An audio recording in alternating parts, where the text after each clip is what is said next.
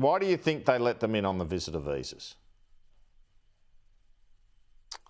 Well, Ed Husick seemed to bail the cat on that so they could bring them in more quickly. He said that explicitly. Now, I don't know if he said that accidentally. I don't know if he was given talking points to say that or whether the truth just slipped out. But basically what he confirmed is we are circumventing proper process to ensure the integrity of our migration system and ultimately to ensure the safety of Australians by having an expedited process that we know for a fact means some people have arrived here with no face-to-face checks, with not the usual sorts of checks that would be undertaken. And this idea that they're running an identical process to what the coalition government did, you quite rightly pointed out, Andrew, that in cases of the past, whether it be in relation to Syria or Afghanistan, refugees were taken to third countries and processed, in some cases up to 12 months, to make sure that we were thoroughly vetting every single application. This idea that you can bring somebody in on a visa in 24 hours and then just to glibly say, oh, well, we ran through the same processes, that 12-month process took for the coalition is outrageous. And I'd add this finally. Why? Was my question. Sorry, this is important. Why do you think they've done this?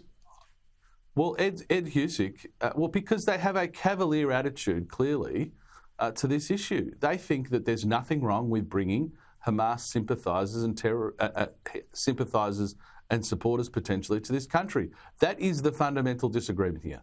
Here the coalition says, we don't think it's proper to have Hamas supporters in this country, and clearly Labor feel as though that shouldn't be a criteria that would stop somebody from entering Australia on one of these visas. It's been put to me that to even get through that Rafah crossing, the Israelis have to do their own checks on people. Do you accept that? Well, I'll tell you what I'll accept. When the Prime Minister comes into Parliament and starts answering questions and takes us through exactly what's going on. But we know one thing for sure. Is that appropriate to talk about national security, the various checks in the Parliament? It is absolutely appropriate for the Prime Minister to make very clear, one way or the other, whether they believe that Hamas supporters of a terrorist organisation or sympathisers should be able to get their hands on one of their visas. Now, I think it's pretty clear at this stage they've said that wouldn't preclude you from getting a visa. So allow him to take us through that. Now, of course, there are details that you wouldn't disclose publicly. There's no doubt about that. But let's get back to the earlier point, Andrew.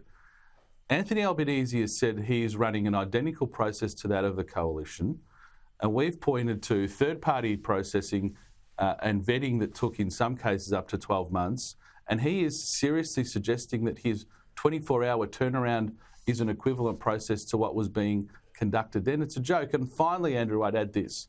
If you look at the Syria example as the most relevant recent comparison, we were bringing in people being persecuted by ISIS in that case, a terrorist organisation.